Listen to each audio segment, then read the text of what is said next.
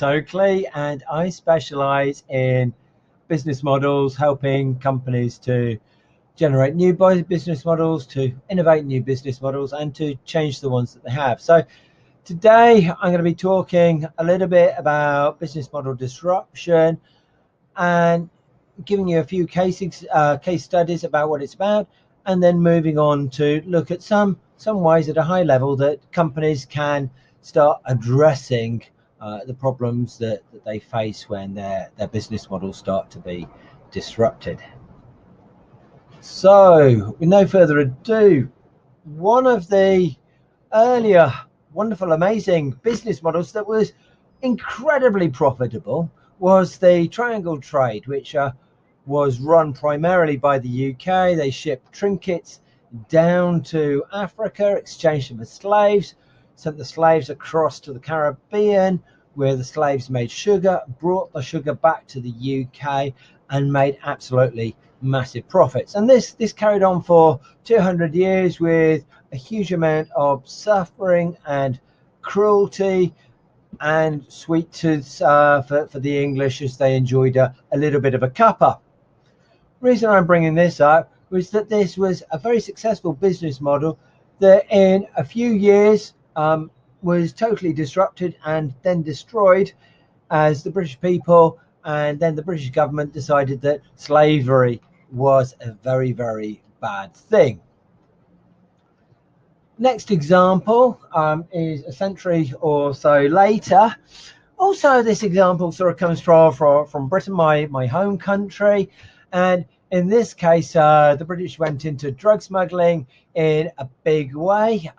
Loads of silver was flooding into, or we were having to pay lots of silver to China for silk and porcelain and a lot of the wonderful manufactured goods that the Chinese were making, but we had nothing to trade for them apart from opium. And if you see these boxes here in the background, those are boxes of opium, and every year the British were shipping several thousand tons of opium into China, with millions or tens of millions of people being addicted as a result. And again, this was a very, very profitable business model. It lasted for decades. I'm not sure if it lasted for a whole century. It was Mao in the Great Leap Forward and the Cultural Revolution who finally brought it to an end and effectively destroyed cultivation in China, to a large extent anyway.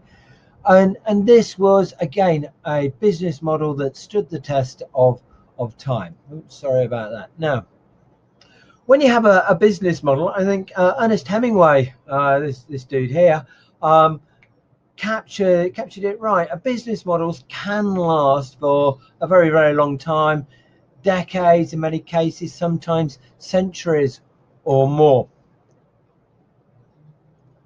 And what Hemingway said, how do you go bankrupt? Two ways: gradually and then suddenly.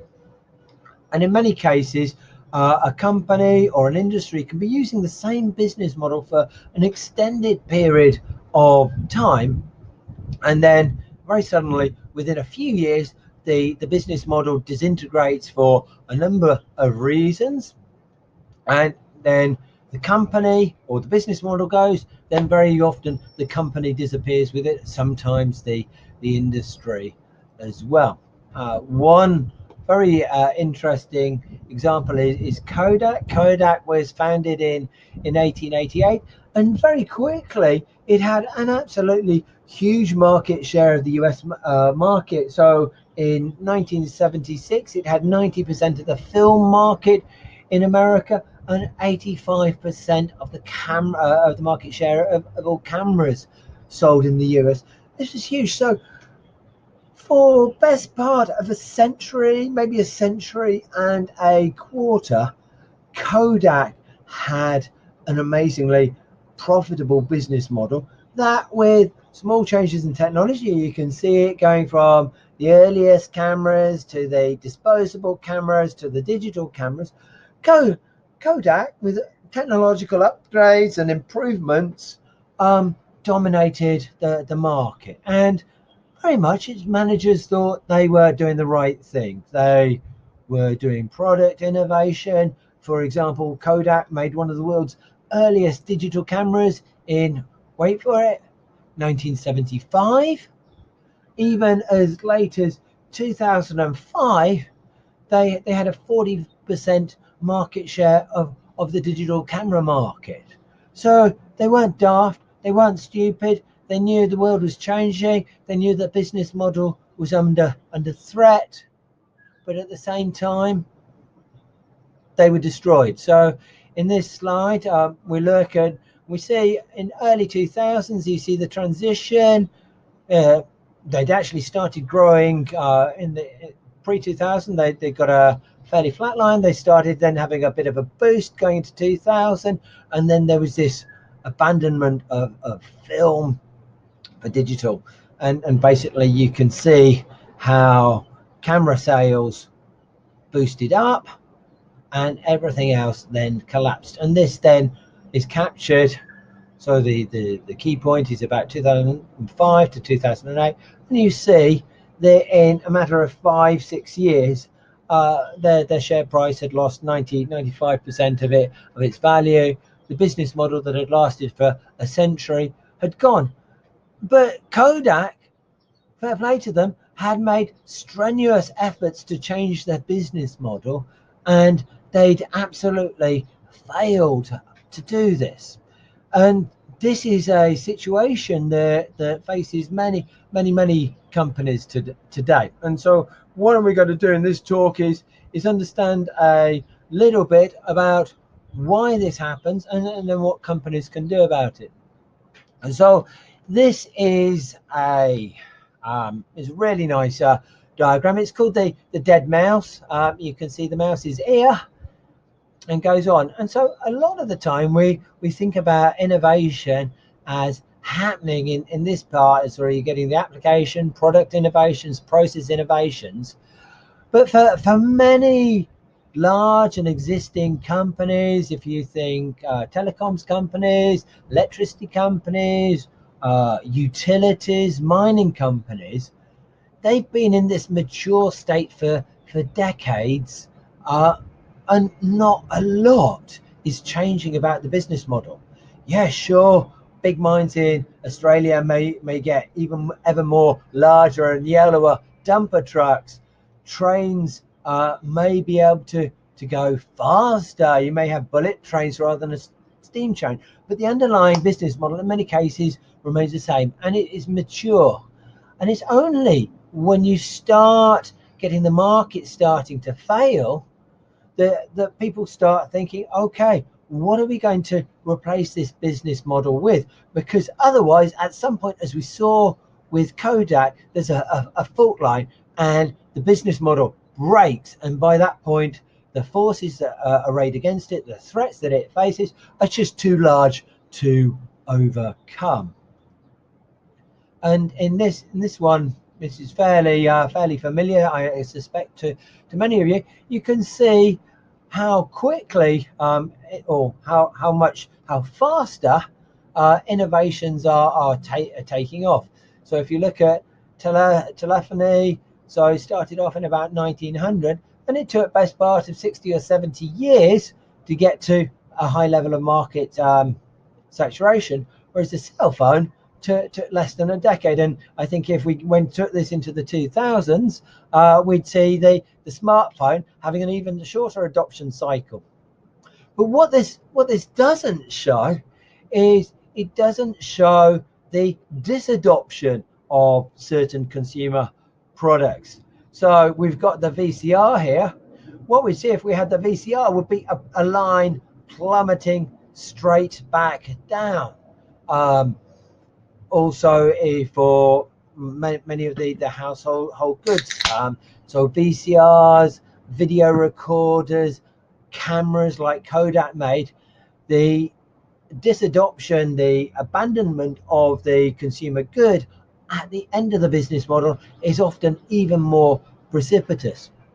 And the final point I'd like to make here is that for something like the telephony or the electricity, the business model often gets fairly solidified about this. It's fairly early in the adoption phase, and then the business model stays pretty stable for a long time. So if you're in manufacturing, pretty much your business model for the selling clothes dryers or manufacturing selling clothes dryers has only changed significantly in the last decade. I mean, for example, my last clothes dryer I bought online, and that part of the business model has changed.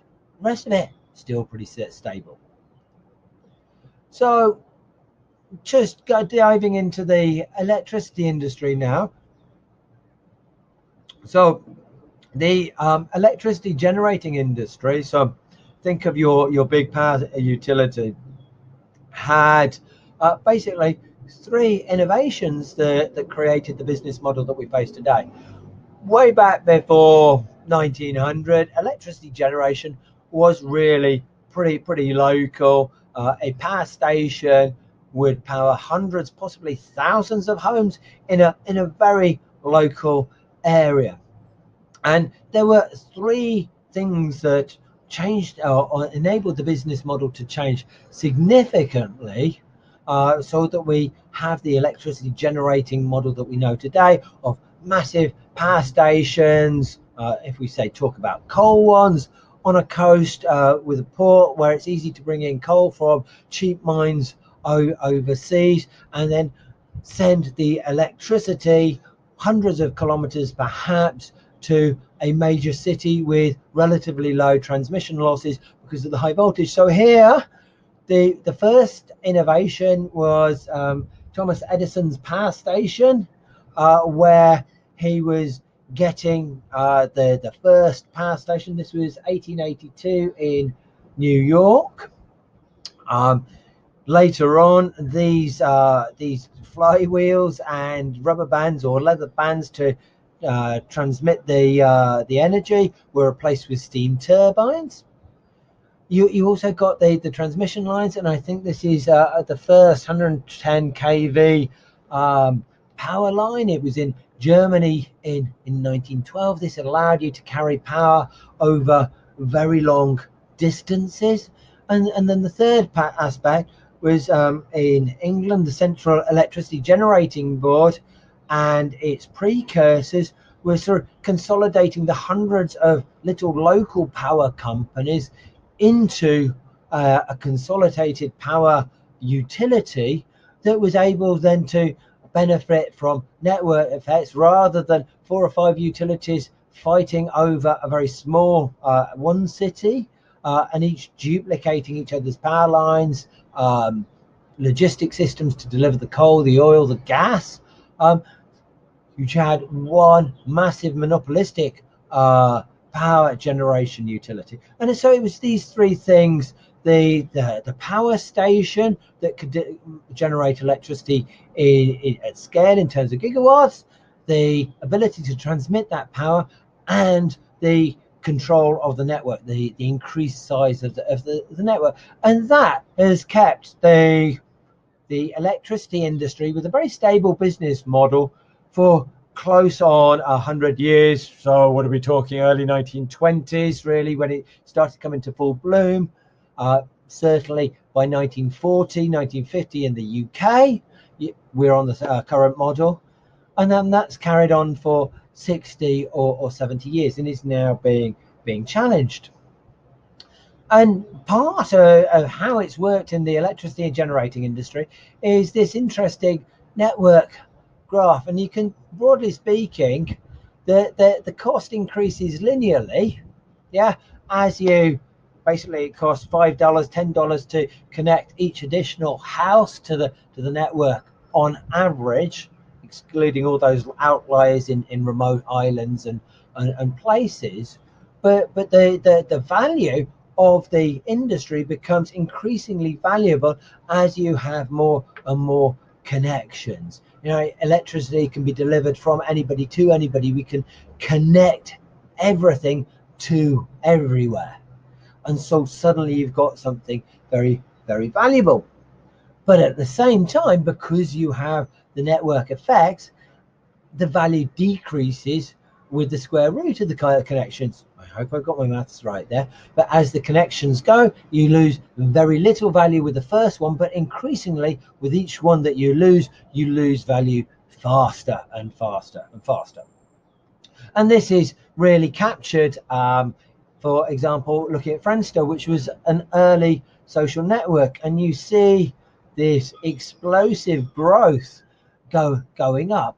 And then the growth got, I think they had some technical failures around here, which made life difficult. But then Facebook came along and delivered a much better value proposition, and very quickly their whole business model crumbled. Okay, so going back to the electricity generating industry, here are three things that could massively disrupt it, and these are technical ones. I'm not putting too much thought into them, but what happens if you have superconducting power cables, right? So you're able to either bring power in from a lot further away, or your transmission losses are massively reduced. So suddenly you then need maybe 20% less, 30% less generating capacity. So suddenly you've got an awful lot more assets on the balance sheets that makes your current business model unsustainable. What happens if everybody starts putting solar panels on their houses, as they starting to do? Yeah, so your base load gets totally distorted, and it becomes very difficult to actually be generating electricity efficiently, because the whole idea of having big power stations is that you run them at the same rate the whole time, and that drives down your unit cost to a very significant basis. If you can't do that and your unit cost soars, then a lot of the raison d'etre of having a big network then disappears, again challenging the fundamentals of the business model. Or what happens if people store electricity on a massive scale? These Tesla wall panels, I can't remember how much electricity that they store, but if you've got a solar thing on your roof and you're able to store, say, a month's electricity in one of these, yeah, through the summer, you just store up your power. Yeah, why then do you need an electricity generating and distributing network if you're able to store power in your house for months at a time? Now, none of these technological innovations are really there yet, but you can see that in each case, they're a real threat or a real challenge to the existing business model. So let's come back. Let's come back to our dead mouse drawing again. Oh, one of the things that this brings out really clearly is every business model has got a finite lifespan.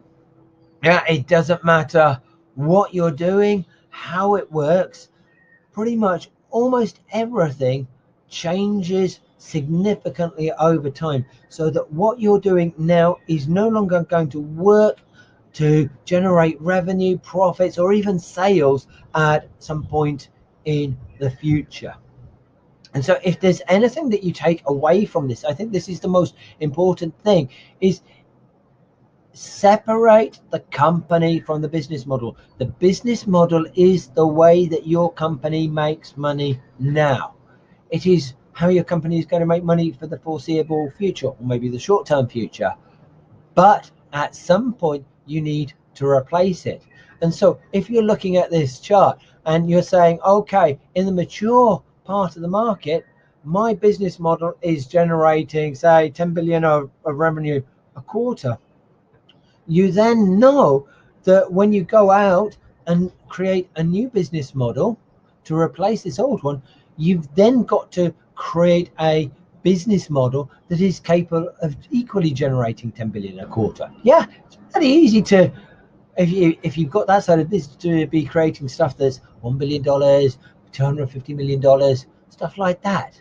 But when we look back at the past, when we look back at the when we look back at the past, what we tend to see is when a business model is disrupted, typically what happens is the business model that comes after, and we see this here, creates significantly more value. So if we thought, for example, a little bit about Hackney carriages and hansom cabs in London in say 1880, something like that, they were horse and carriage. They took you a little bit of a way, loaded the streets up with a whole load of horse shit, literally.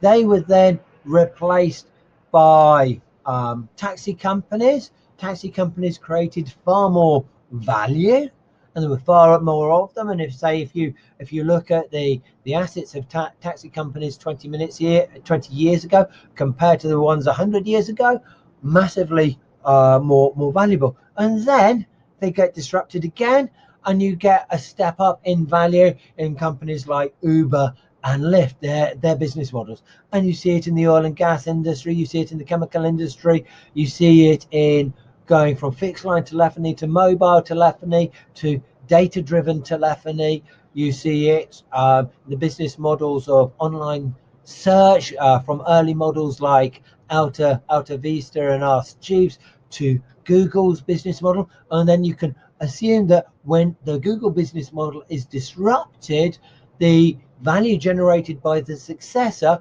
is going to be significantly larger than that of Google. So the challenge then for leaders is then, how do I create this business model? And this is often in that very mature, very comfortable place. You're long out of the entrepreneurial mindset, and often you're creating this new business model. You're going to be killing your own revenue, which is really difficult to cope with. So what is business model? What is your business model going to be? Right, I don't have a silver bullet here. I can't say it's going to be this.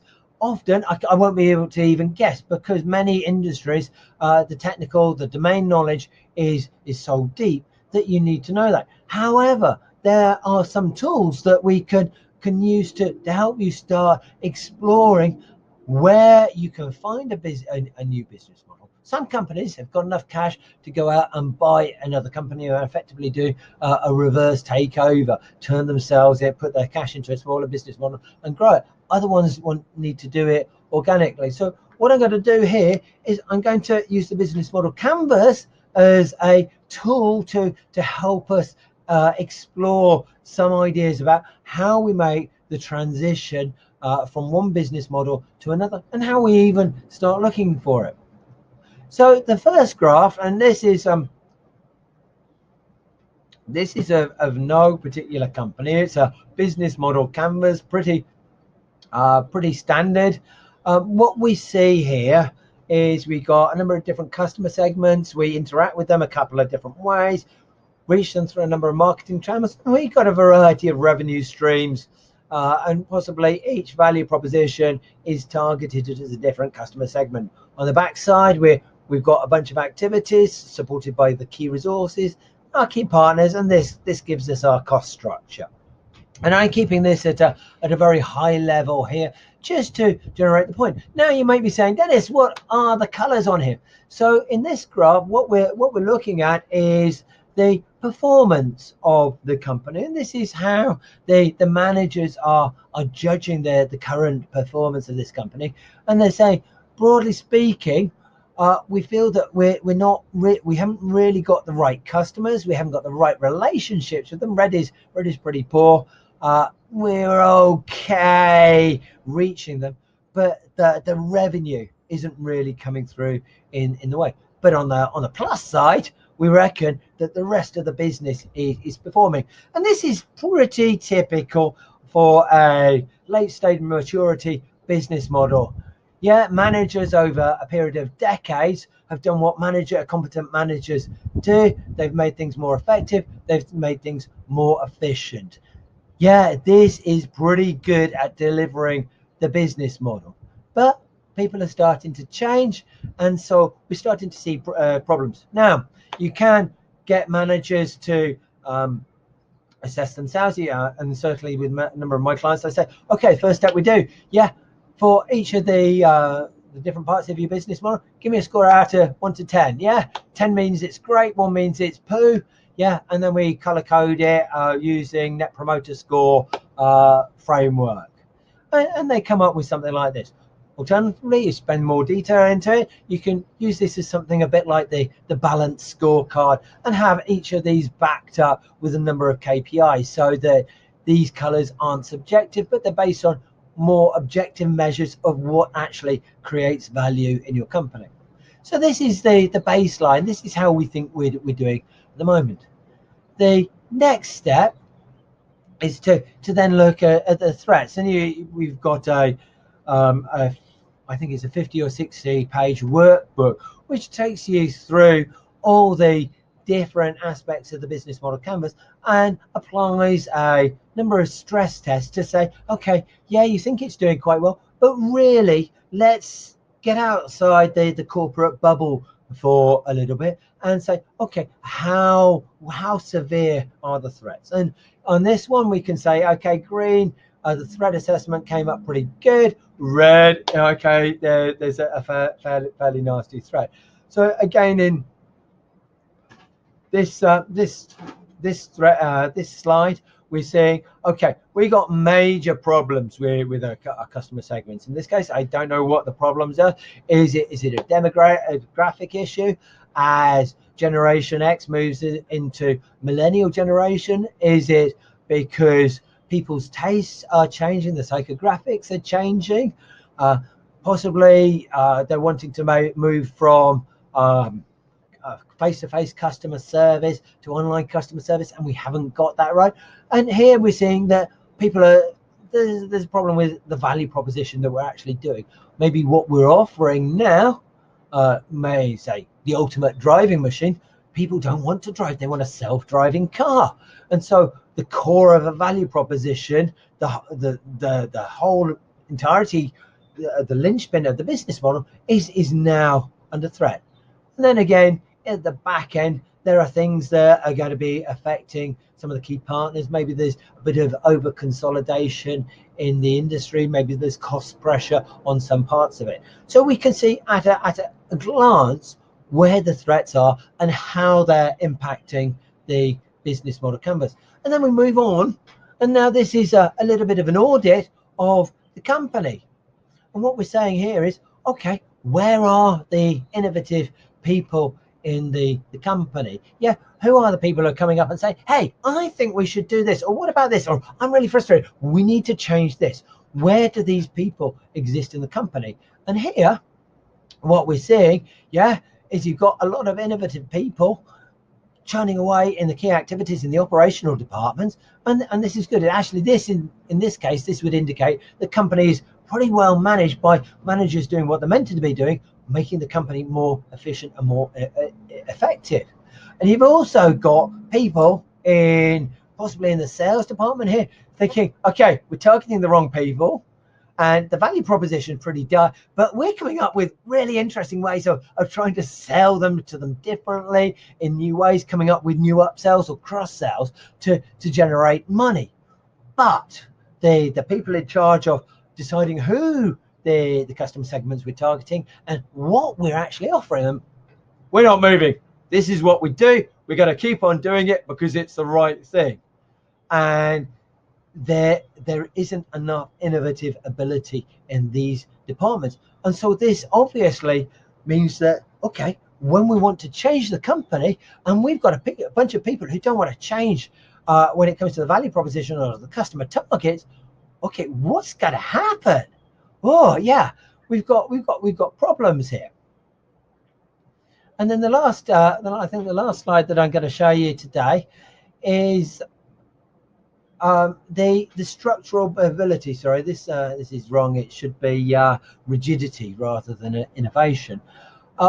What the last thing I'm going to show you today is the rigidity of the company. So the rigidity is the ability of the company or the organization to make the structural changes.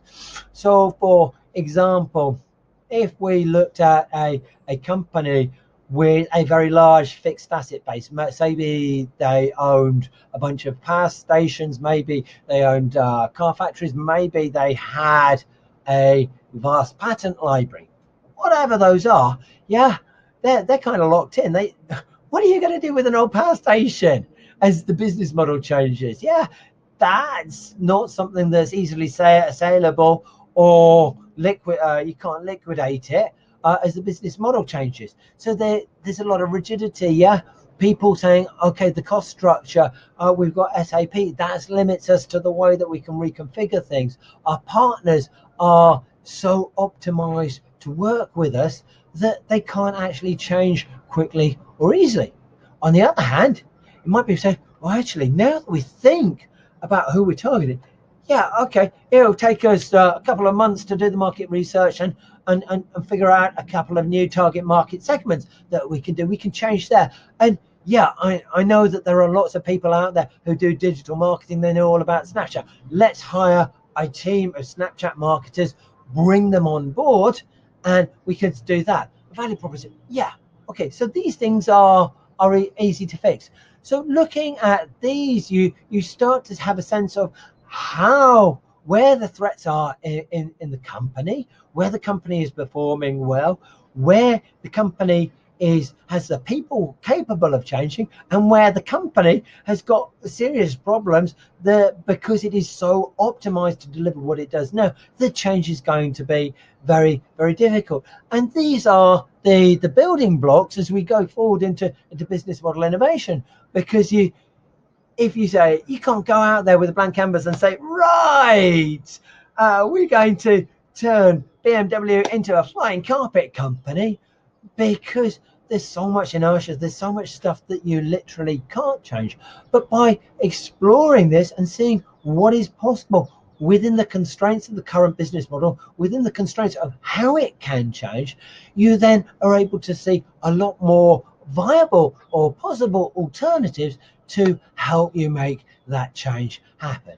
And then, given that you know this, you can then go through into a business model innovation process of how do you break companies apart, how do you put them together, where do you focus things on, where can you innovate, can you go asset light in certain places, going after new target markets, change your key activity, all the normal things. But this approach gives a much more robust framework for approaching business model innovation and change for mature companies facing significant external threats. So that's it. I hope you've really enjoyed this this short talk. My name is Denis Oakley. I provide business model generation and innovation services for everybody from startups to large corporates. This is really for people who've got a mature business model.